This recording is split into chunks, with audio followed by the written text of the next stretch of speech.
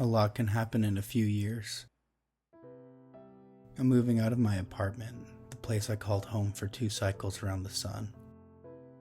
Even though it's been on my calendar for some time, it feels like a daunting change. Maybe it's only daunting because it feels like it's a change I didn't get to choose. Like change was a swift undertow I got caught in. Too powerful to swim away from, too strong to fight. And as I'm dragged down into its depths, I feel myself being pulled far away from the familiar shore. Far away from anything I once knew. Change is a current. You either go along with it, or die trying to resist. I used to love making videos when I was younger.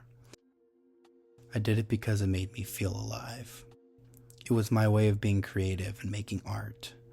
Now it's the only thing that makes me feel alive. I stopped because at one point I felt the stares of the eyes that watched me.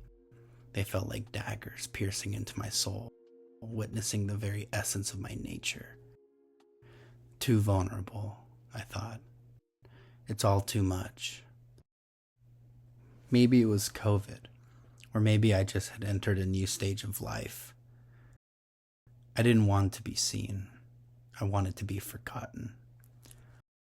For a while I felt content, trapped within the 4 walls of my small room.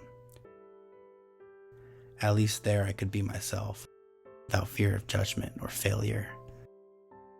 There I could be safe. But then I met you, and you showed me that being in the light felt comfortable when I opened my window and dusted my blinds. You showed me that summer was warm, and that the heat from the sun isn't so hot when you're outside by the water. You showed me that I don't have to be afraid of the ocean depths.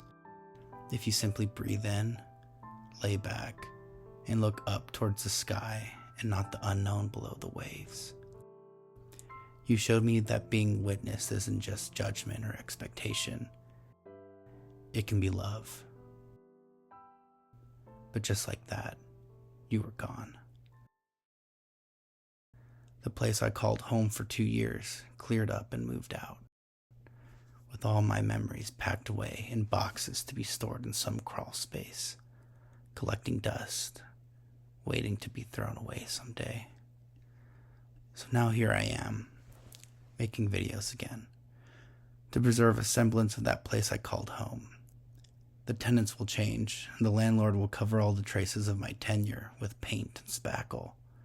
But the walls won't forget. Every empty apartment remembers stories that will be lost to time.